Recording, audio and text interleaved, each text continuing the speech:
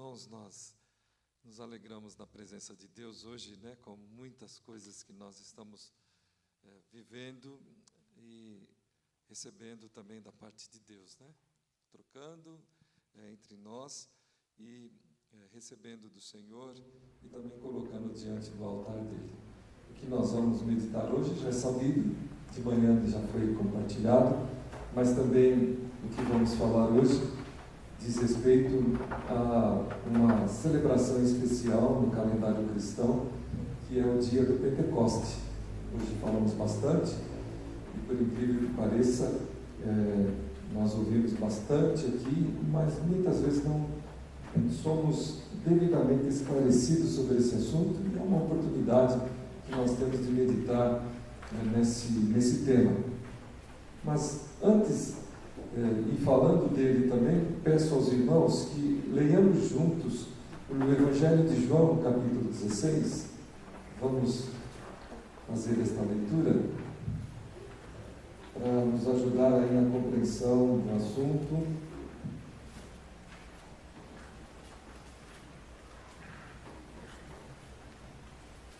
O dia do Pentecoste. Esse episódio do capítulo 16 não retrata exatamente o Pentecoste, mas, de certa forma, ele é tocado aqui, ele é anunciado aqui nesse texto. E aquilo que estava sendo vivido pelos discípulos e com Jesus nos faz compreender também um pouquinho dos acontecimentos lá do Pentecostes. Então vamos ler. Eu convido a igreja a se colocar de pé, por favor.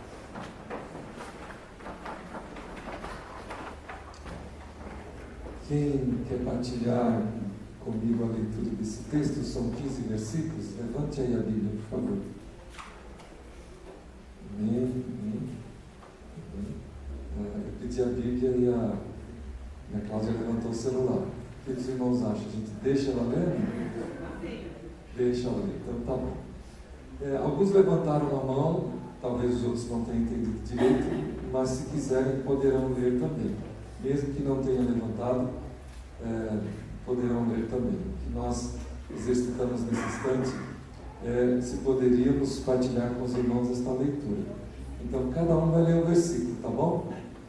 Quando nós pedimos para que cada um lesse na sua tradução, parece que houve um pouco de desacerto entre nós. Então, vamos ler cada um versículo. Dos 15, quem desejar ler, leia um versículo, mas o faça de maneira audível, tá bom? Pode ler para todos ouvirmos aqui. Vamos lá, versículo 1 diz assim: Tenho-vos dito estas coisas para que não vos escandalizeis. Eles vos expulsarão das sinagogas, mas vem a hora em que todo o que vos matar julgará com isso tributar culto a Deus. Farão essas coisas porque não conheceram nem o Pai, nem a mim. Ora, essas coisas vos tenho dito para que, quando a hora chegar, vos recordeis de que eu não vos disse desde o princípio, porque eu estava com Deus. Porém agora eu vou para junto daquele que me enviou, e nenhum de vocês me pergunta: aonde é que o Senhor vai? Mas porque eu disse isso, o coração de vocês ficou cheio de tristeza. Mas eu afirmo que é para o bem de vocês que eu vou. Se eu não for, o conselheiro não virá para vocês. Mas se eu for, eu enviarei. Quando ele vier, convencerá o mundo do pecado, da justiça e do juízo. O pecado porque eu não creio em mim. Da justiça porque eu vou para o Pai e não me mereço mais. No juízo, porque o príncipe deste mundo já está julgado. Tenho dito tenho ainda muito que vos dizer, mas vós não o podeis suportar agora. Porém, quando o Espírito da verdade vier, ele ensinará toda a verdade a vocês. O Espírito não falará por si mesmo, mas dirá tudo o que ouviu e anunciará a vocês as coisas que estão para acontecer. Ele me glorificará, porque receberá o que é meu e tornará conhecido a vocês.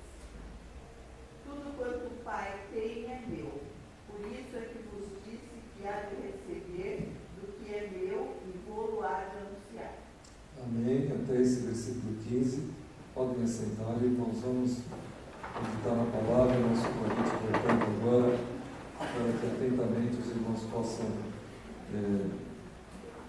buscar a compreensão e iluminação do Espírito. Nós vamos meditar sobre algumas verdades do Pentecostes, e esse texto nos ajuda. Nós acabamos de ouvir o Senhor Jesus, na leitura que fizemos, o Senhor Jesus dizendo que o Espírito nos guiaria na verdade, né? O Espírito nos guiaria na verdade. Então é muito importante que os irmãos comecem a pensar e refletir que ligação há desse episódio com o dia de Pentecostes. Então vamos falar um pouco sobre isso. Primeiro, irmãos, nós fomos convidados por alguns irmãos aqui de Jundiaí, alguns irmãos de outras denominações. Particularmente achei uma iniciativa muito boa, que foi para que nós nos reuníssemos num só lugar e celebrássemos o dia de Pentecostes. Isto aconteceu na sexta-feira e tivemos ali representantes, como foi anunciado aqui, da Igreja Metodista, da Igreja Presbiteriana do Brasil, da Igreja Presbiteriana Independente, da Igreja Presbiteriana Unida. Vejam ainda com isto uma iniciativa muito tímida no meio do povo de Deus. Há 2 anos estou aqui, no primeiro ano, 2016, nós participamos de um culto também celebrativo com outras denominações, mas ainda muito tímida estas ações. Durante esses 2 anos nós ouvimos que algumas igrejas têm conversado a respeito de cultos, de práticas, de ações conjuntas, mas ainda de forma muito tímida. Uma delas, inclusive, com participantes da Igreja Católica, né? Então, nós temos ouvido ainda muito pouco a respeito disso. Isso, queridos irmãos, deve nos inflamar, deve vir como brasas de fogo sobre a nossa cabeça, né? Porque, com certeza, o que nós estamos diante do que estamos prontos a estudar, a nos permitir ser tocados por Deus, também é inquietante e é presente nesse tema que estamos falando aqui. O tema do culto da sexta-feira foi uma voz falando de unidade a uma voz. Em Cristo somos uma voz. Então o tema versava sobre esse assunto, como estava no cartaz que foi e serviu de publicação. Muitos já ouviram falar de Pentecostes, mas não sabem exatamente o que é.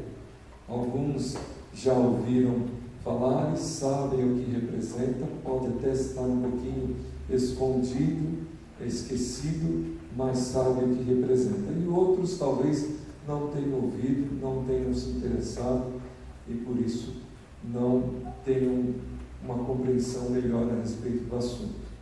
Esta celebração tem início em obediência a determinações de Deus.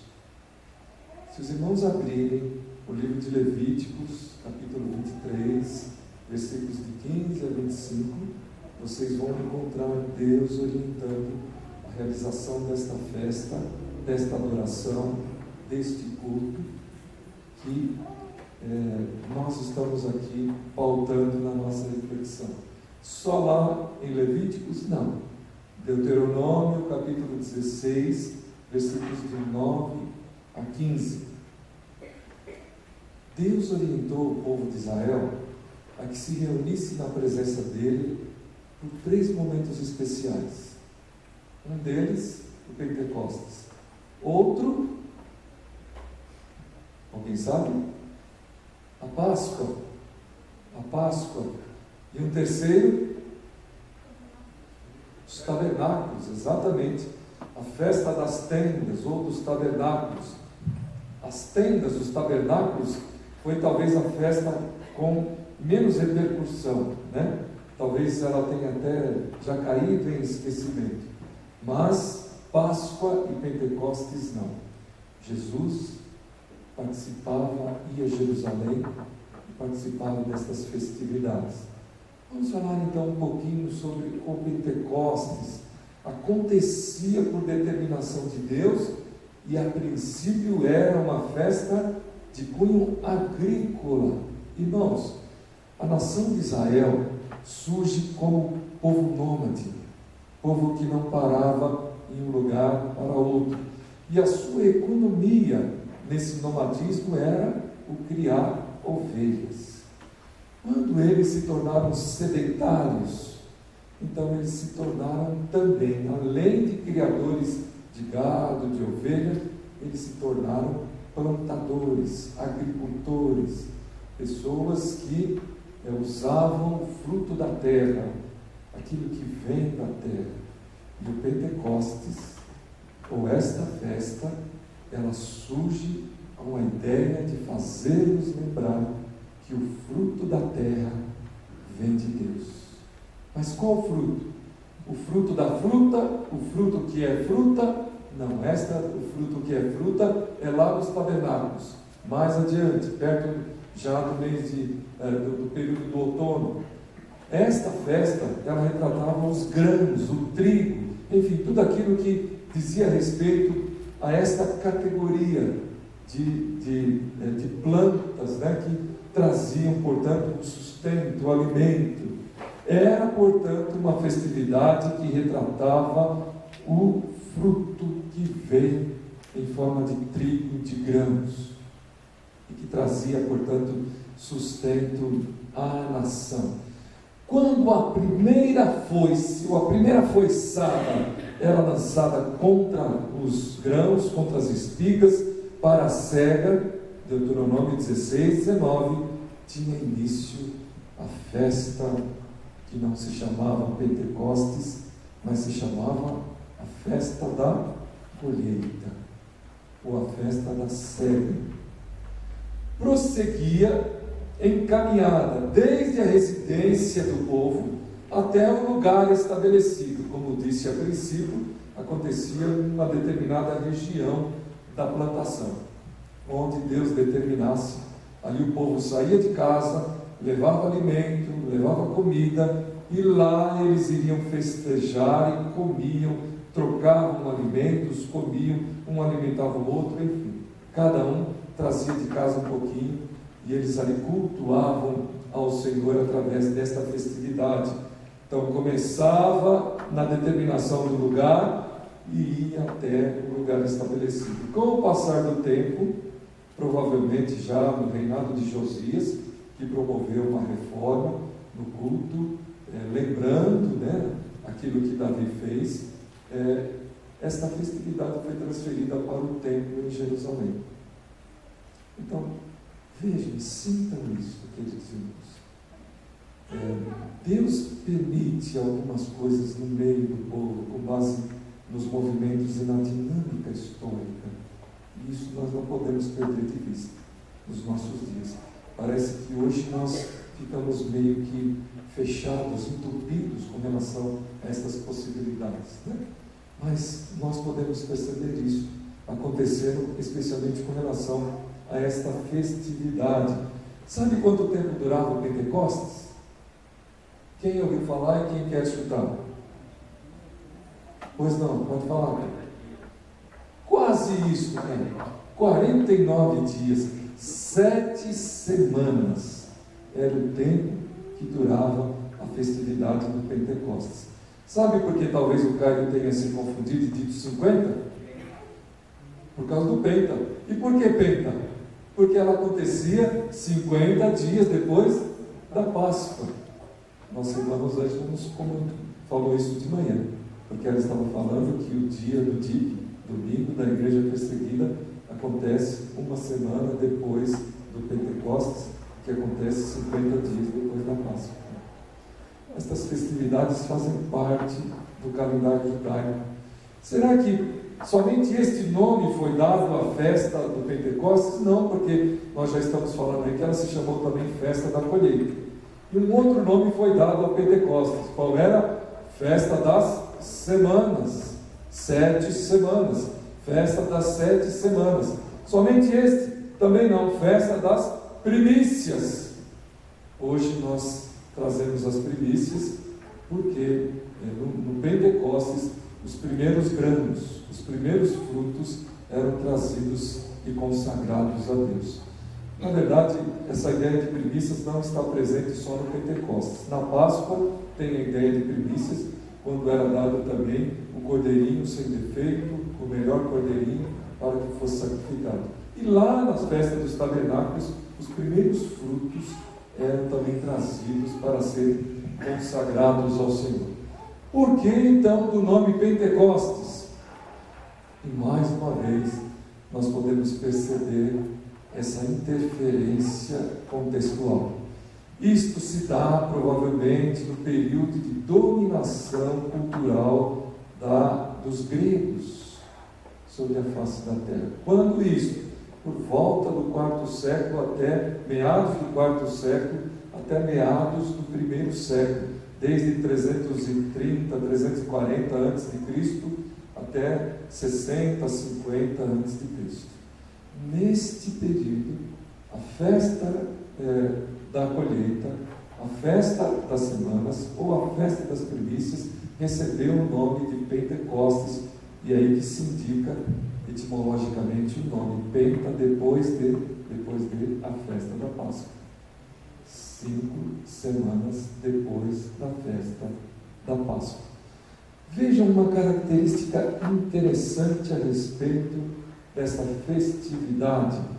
Quem pode, por favor, ler o texto de Deuteronômio, capítulo 16, versículo 14, por favor.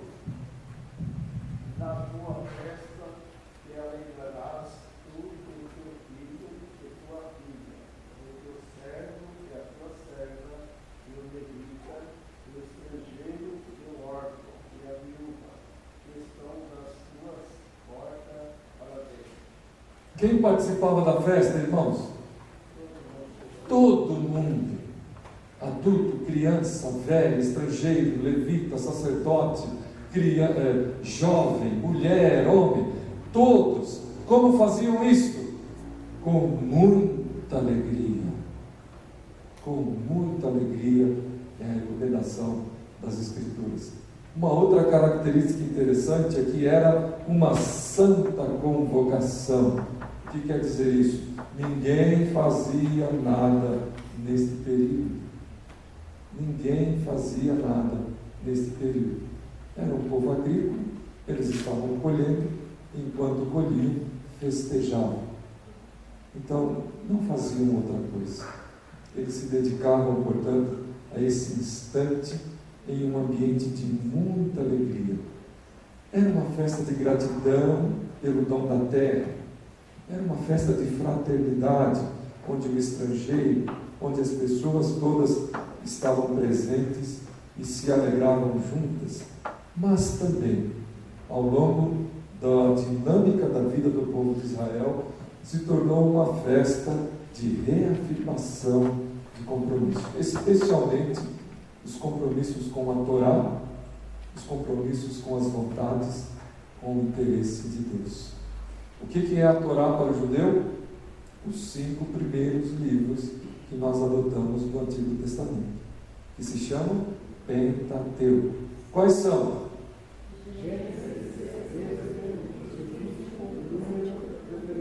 Isso, é a Torá. Está presente aí.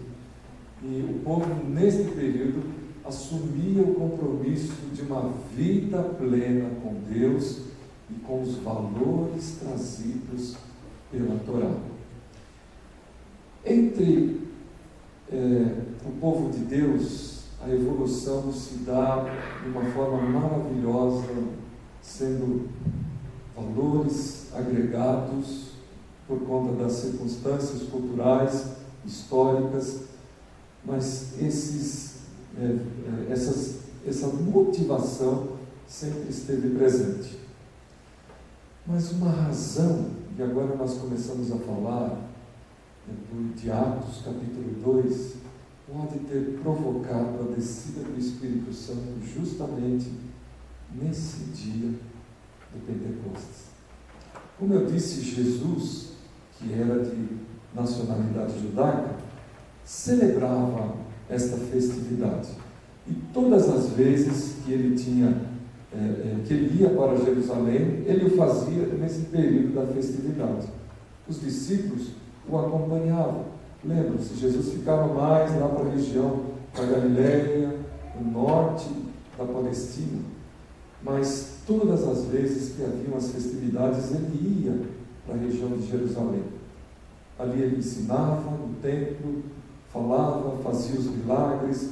E quando ele via que os saduceus, os fariseus, as autoridades religiosas começavam a apertá-lo muito, se não fosse o seu tempo, o seu momento, ele saía e voltava para o seu lugar de origem. Mas sempre passando por ali. O desejo de Cristo era ser uma só voz com a história do seu povo. E a gente não pode ser uma só voz com a história do nosso povo se nós jogamos a história do nosso povo na lata do lixo. Isso não é possível. Nós só podemos ser uma só voz com o nosso povo se nós resgatamos princípios, valores, ensinos que não podem ser perdidos. Jesus queria que isso ficasse claro, e ele cumpria o seu papel de participante desta nação. Contudo, nós encontramos em Jesus uma orientação que tinha se perdido ao longo dos séculos e das comemorações. Alguém chegou para Jesus e perguntou: como é que a gente faz isso? Jesus respondia: foi dito isso, mas eu falo isso e ensino isso para vocês. No fim das contas, alguém chegou para Jesus, provavelmente, e perguntou para ele: mas o Senhor quer jogar a lei na lata do lixo? O que Jesus respondeu, irmãos? Não penseis, ele diz assim, não penseis que vim revogar a lei, antes eu vim cumpri-la. Jesus fez isso, ensinou isso aos seus discípulos, porque ele queria ser uma voz com o seu povo, com a sua história, uma voz que tenha vindo de Deus, que talvez o seu povo estivesse deixando de lado, esquecendo, porque quando eles se reuniam, talvez já não fossem mais as mesmas razões, os mesmos motivos que no passado eles aprenderam. Por isso, e aqui nós localizamos o texto de João, capítulo 16, versículos de 1 a 15, que nós queremos compartilhar com os irmãos verdades do Pentecostes presentes nesse texto, ou a não presença delas, e por isso devemos entender o que aconteceu no dia narrado por Atos capítulo 2. Vamos lá, versículo 7 de Atos 16. Vamos resgatar aí a lembrança. O que está sendo dito neste versículo, por favor? De Atos 16, não, de João 16. Mas eu vos digo a verdade, convém-vos que eu vá, porque se eu não for, o Consolador não virá para vós outros. Primeira verdade, inquestionável. E assim Jesus começou falando: eu vos digo a verdade, eu preciso ir. Eu preciso ir, porque se eu não for, o Consolador não virá. A presença de Jesus provocou um grande alvoroço na vida de todas as pessoas que com ele partilharam a sua história, incluindo-se os discípulos. A expectativa que se tinha com a chegada de Jesus, na verdade, com a chegada do Messias, e depois foi se entendendo e se percebendo e sendo esclarecido, iluminado que Jesus era o Messias esperado, estava revestida de muitas ideias. A expectativa dessa presença estava revestida de muitas ideias. Com esta presença, muitas se confirmaram, outras foram totalmente reformuladas. Havia naqueles dias, entre Jesus e os discípulos, um ambiente de tristeza. É isso mesmo que nós lemos? Ele diz aqui: porque eu vos disse isso, o vosso coração se entristeceu. Porque vos disse o quê? Que eu vou partir. Porque vos disse o quê? Que convém que eu vá. O vosso coração se entristeceu. Mas Jesus está dizendo: é necessário que eu vá. Eu preciso partir, porque se eu não for, o Espírito não virá. Naquele instante, entre Jesus e os discípulos, havia tristeza. Entre Jesus e os discípulos, ali naquele ambiente, havia ressentimentos, havia dúvidas. Jesus os deixaria, Jesus revelara para eles, não muito distante desse momento aqui que nós destacamos, quem seria aquele que o trairia. Lembre-se: um de vocês vai me trair, um de vocês que põe a mão comigo no prato vai me trair. E todos os discípulos começaram a se olhar, meio que de rabo de olho, incriminando, acusando um ao outro com um olhar, dizendo ao mesmo tempo: será que isso é comigo? O que retrata isso, queridos irmãos? Que verdadeiramente eles tinham segurança do que sentiam, do que pensavam a respeito de Jesus, porque eles começaram a perguntar para o próprio Mestre: serei eu, Senhor? Se de fato eles tivessem esta convicção no coração, eles teriam a ousadia de perguntar isso ao Mestre: serei eu, Senhor? Porque na verdade havia aquele misto, eles estavam diferentes de alguém que sondava, que penetrava pelo olhar em verdades dentro deles mesmos. E como nós somos, às vezes há verdades que nós nem mesmo conseguimos estampar de uma forma clara na nossa vida. De repente acontece um evento na nossa existência e nós saímos a dizer: eu não sabia que eu era capaz. Posso contar, Maria? Da loira? Um dia desses, há um tempo atrás, né, a Marília estava andando pela rua e ela viu à frente dela assim um ladrão querendo assaltar um idoso velhinho, né? Normalmente, irmãos, o nosso sentido de autoproteção nos faz correr daquele ambiente, às vezes com medo, não é isso? O que ela fez? Ela pegou, eu não sei, acho que Deus mandou aquele bastão, né? Deus mandou um bastão, um pedaço de madeira por ali. Ela lançou mão daquele bastão e correu em direção daquele acontecimento e tacou na cabeça do ladrão. O cara caiu lá. De repente surgiram um monte de homens. Olha só, não é assim? Depois que passa, um monte de gente vem, né? Um monte de gente vem acudir, um monte de gente vem saber o que está acontecendo. Mas por certo, o que ela fez, ela não sabia o que poderia fazer. A gente muitas vezes se admira. A gente começa a falar: puxa, mas eu fui capaz de fazer isso. Eu não sabia que eu tinha esta condição.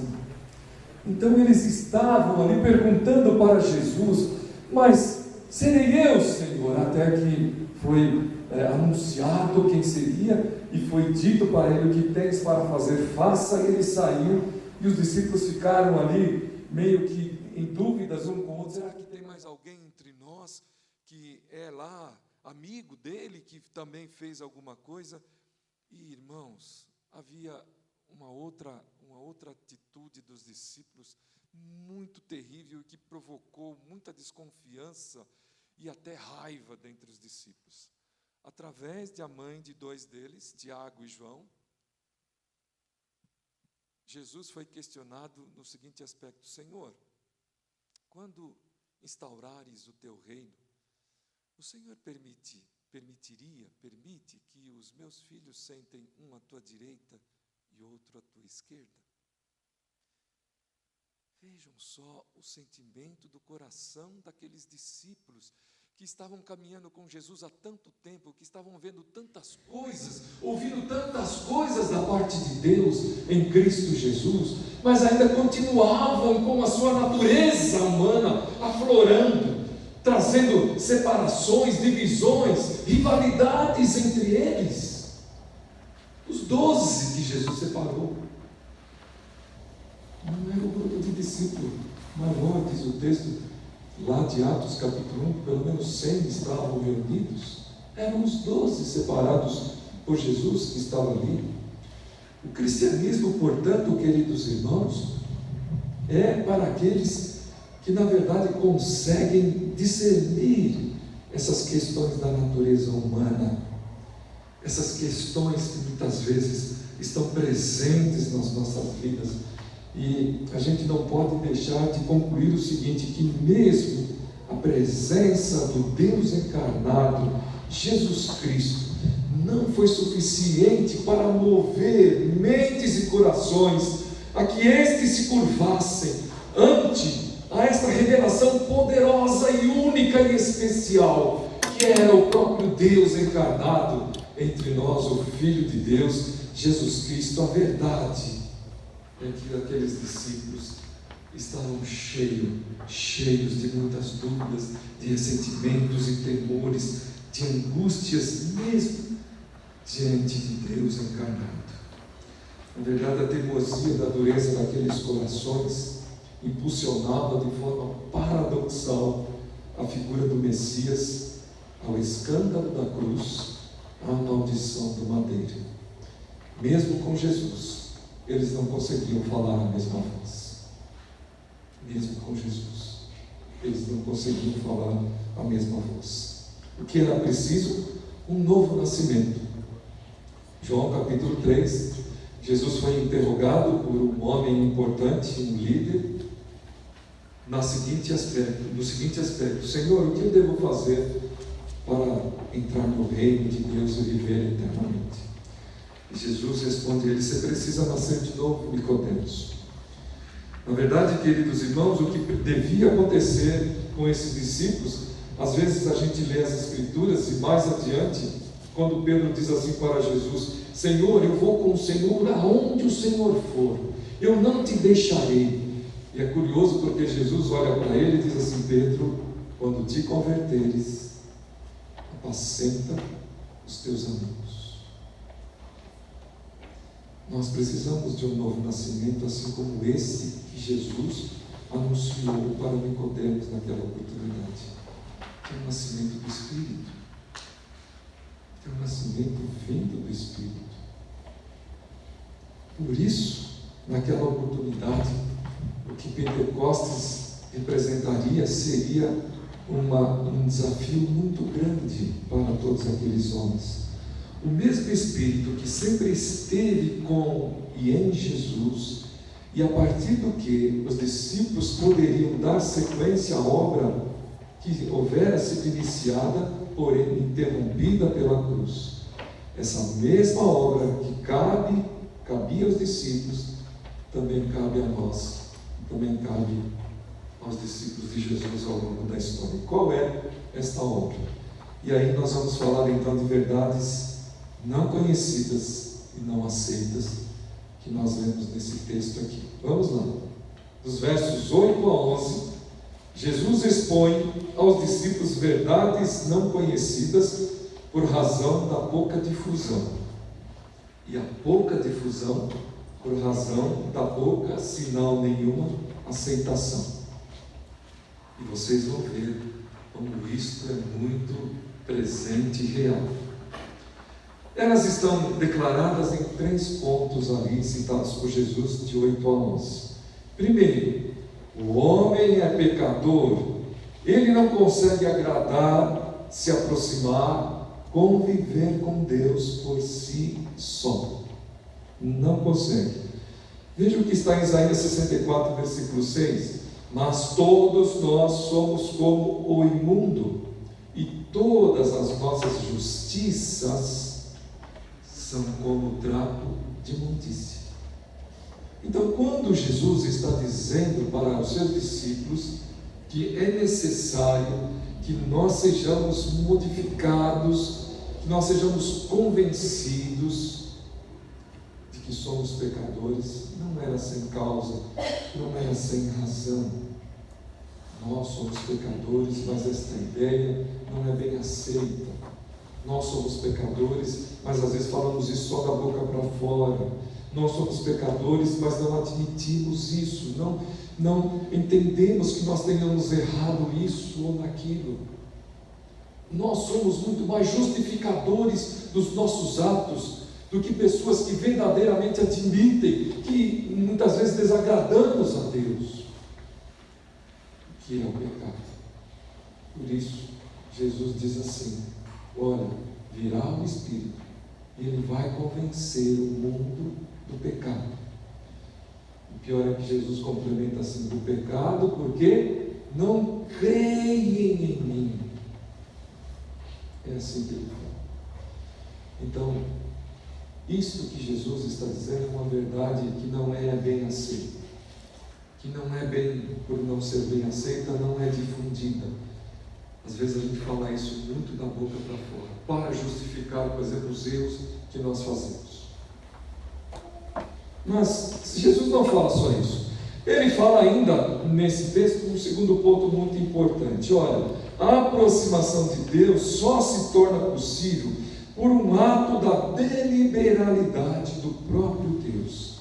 E então, ele chega para aqueles homens, para aqueles discípulos, e diz assim: o Espírito Santo vem e convencerá o mundo da justiça.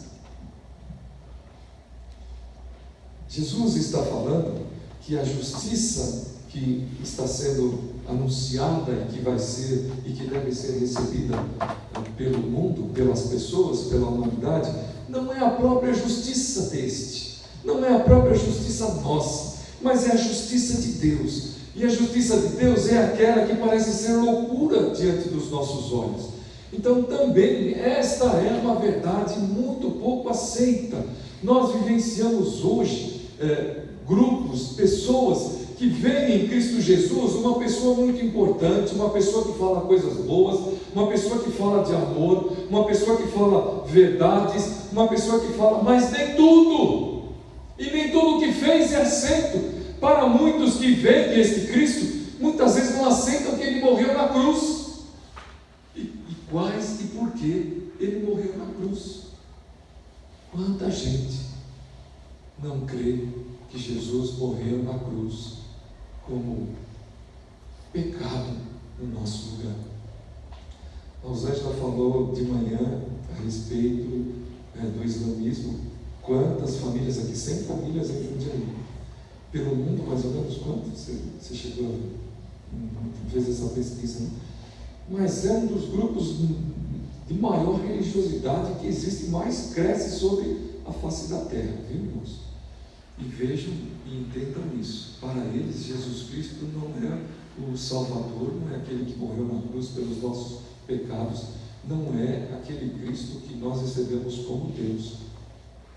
E não precisa ser eles, não. Há muitos grupos por aí que não veem Jesus como Deus. E é preciso que nós vejamos Jesus como Deus para que nós entendamos a justiça. Para que nós entendamos a justiça não nossa, mas a justiça de Deus. E é isso que ele está dizendo aqui. Porque ele veio entre nós, voltou e está sentado à direita de Deus. É isso que ele fala. Isso é justiça de Deus. Ou seja, da deliberalidade dele, habitou entre nós, fez o que fez no nosso lugar e está de novo à direita de Deus, portanto reinando de onde há de vir. Na prática e na história, portanto, esta realização desse segundo ponto acontece claramente na encarnação de Cristo, o Filho de Deus que vem entre nós. Jesus, que é o Filho encarnado, é Deus, vem de Deus e volta para Deus. E por fim, o terceiro ponto citado por Jesus aí. Olha, não existe outro meio para que o homem se relacione com Deus. Já está esclarecido no primeiro. E por consequência, viva, que é a separação entre Deus e o ser humano através da morte, tão temida, tão questionada pelos seres humanos. Não há fórmulas, não há poderes, não há forças físicas e espirituais que possa substituir aquilo que Cristo fez na cruz do Calvário, que foi justamente a ação que nos aproxima, que nos leva a sermos aceitos diante de Deus, através de Jesus. É isso que Jesus está dizendo quando ele fala assim, e do juízo. Ou seja, o juízo também já está estabelecido. O juízo está estabelecido, e aí ele diz assim, e Satanás está vencido, e Satanás está derrotado. Porque provavelmente Satanás fosse, dentre as pessoas, dentre os discípulos, um temor muito grande, porque era um temor espiritual. Eles tinham muito medo. A semana passada, na quarta-feira, nós falamos a respeito do gadareno, que era possuído por espíritos impuros. Olha como o povo de lá tratava aquele homem, aquele moço. Era um temor muito grande dessa força espiritual do mal. Então, quando Jesus viveu e expulsava demônios entre os discípulos, as pessoas vinham a ele e diziam, ele expulsa porque ele tem autoridade de Beelzebul,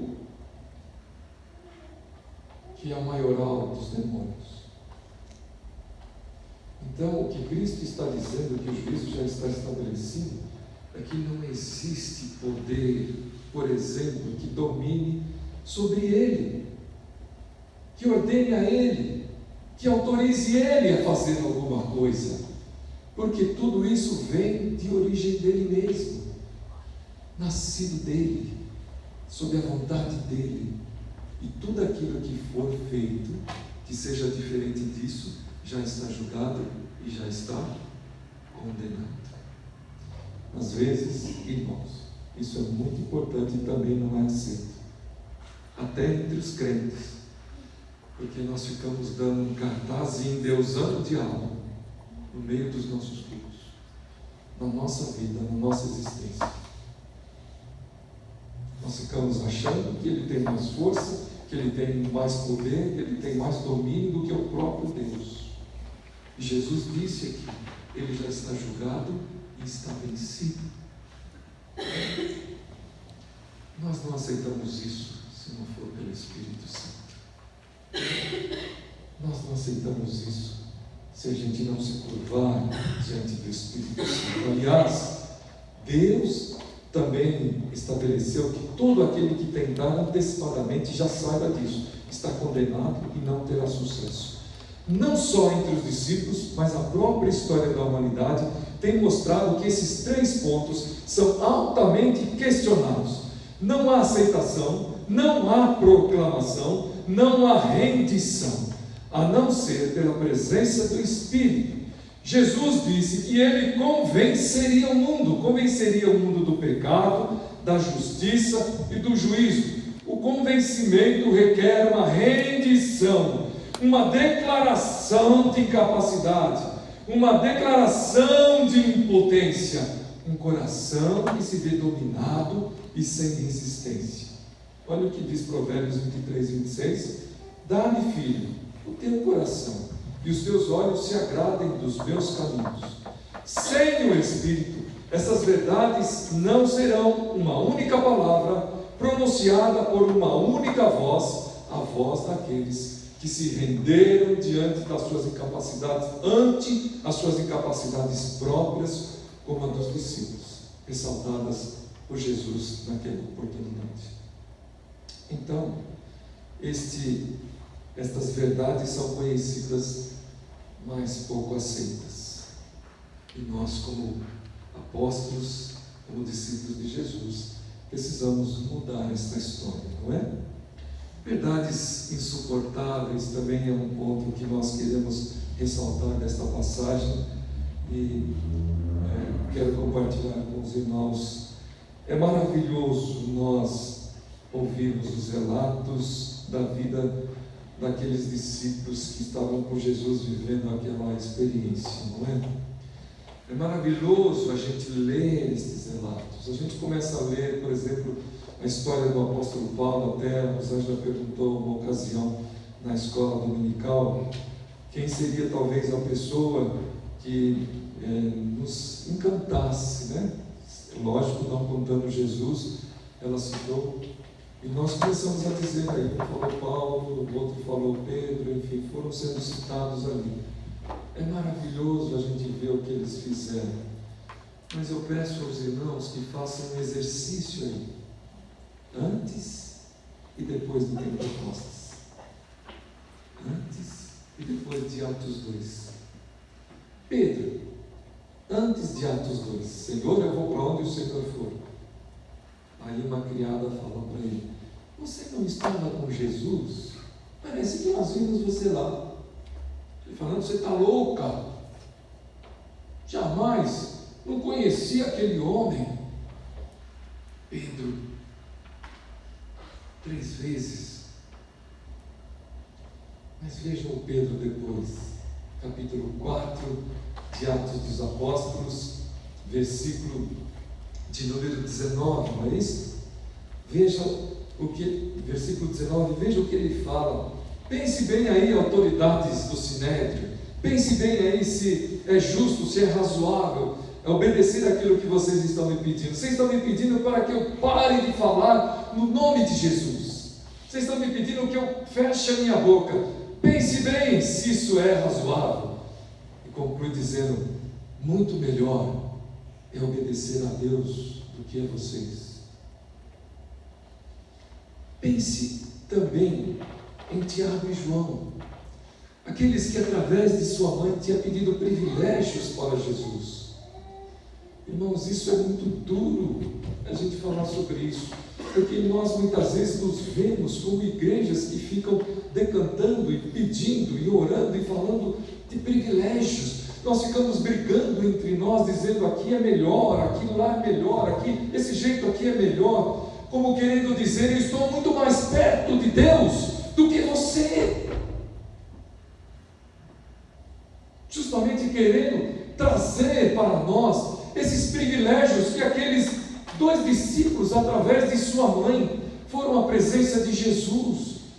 Senhor, quando instaurares o teu reino, o que eles estão pedindo? Senhor, quando toda essa história acabar, quando o pecado acabar, quando os anjos estiverem te glorificando, quando o poder do Senhor não tiver mais nada que possa competir, concorrer, Senhor, permita que o meu filho sente um à tua direita e o outro à tua esquerda. Pouca coisa eles estavam pedindo, não é isso, irmãos? Mas é assim que nós fazemos, é isso que nós fazemos na nossa história. Nós ficamos dizendo por aí, Senhor, se mostra mais aqui do que ali. É isto. Então, mas vejam esses 2 homens, sobre a narrativa de Atos, capítulo 2, a partir do versículo 42, os discípulos venderam seus bens, suas posses, e colocaram o produto, o resultado, aos pés dos apóstolos. Para quê? Para que não houvesse necessidade nenhuma entre eles, para que todos eles fossem iguais. Presença do Espírito Santo na vida destes homens. Olha a diferença, queridos irmãos. Olha a diferença de um instante para outro instante. E uma terceira menção que nós queremos trazer aqui para nós pensarmos um pouquinho no que é esse Pentecostes, né? Verdadeiramente, por que ele aconteceu no dia da festa da colheita, porque ele aconteceu naquele dia. Será que Timóteo, aquele jovem filho de mãe judia e de um pai grego, decantado pelo apóstolo Paulo, ou classificado pelo apóstolo Paulo como uma pessoa tímida? O que é uma pessoa tímida? Eu creio que isso boa parte de nós sabe, né? Talvez a maior parte de nós sabe. O que é uma pessoa tímida? Eu me lembro quando criança, quando chegava a visita em casa, a gente corria para o quarto e ficava escondido lá. A timidez tomava conta da gente. Para começar a namorar então foi um absurdo, porque a gente não conseguia, chegava perto, dava aquele calor, não conseguia colocar para fora os sentimentos, timidez. Quem foi Timóteo depois do Espírito Santo, queridos irmãos? Quem foi esse moço, esse homem, ali citado como um jovem tímido, exortado pelo apóstolo Paulo? Não deixa isso, Timóteo, ser forte na sua vida. Mas quando ele se viu mesmo na direção, se tornou um dos mais importantes líderes da primeira fase do cristianismo, liderando uma igreja que estava situada numa região idólatra, onde tinha o templo para Diana ou Artemis, como os irmãos querem, onde as mulheres faziam barbaridade nos cultos, as sacerdotisas de Diana, tantas coisas, e ele foi um dos mais importantes líderes da igreja, pelo Espírito Santo. E vejam, sabe quando aconteceu isso? Depois que Paulo partiu, depois que Paulo o deixou, depois de que os líderes foram partindo. Por isso a gente começa a entender porque Jesus disse para os apóstolos: é preciso que eu vá, porque o Espírito Santo vem, e ele não vem para o mundo, porque o mundo não reconhece, não aceita, queridos irmãos, mas vocês o conhecem, e ele vai habitar em vocês, e quando ele vier, todas estas coisas vão começar a acontecer. Nós, ainda no sábado, estávamos entrevistando candidatos à pública profissão de fé e batismo na congregação, e uma das perguntas feitas, os irmãos que estavam lá, girava em torno dessa ideia: você tem a consciência de que, a partir de agora, você não é mais aquele que vai ficar só sentado, ouvindo, se deleitando, recebendo? Você tem a consciência que o testemunho da sua vida pode ser instrumento para que outros também possam se achegar a Cristo? Você tem a consciência de que também o testemunho da sua vida pode servir para que muitos se afastem de Jesus? Que você pode ser uma pedra de tropeço?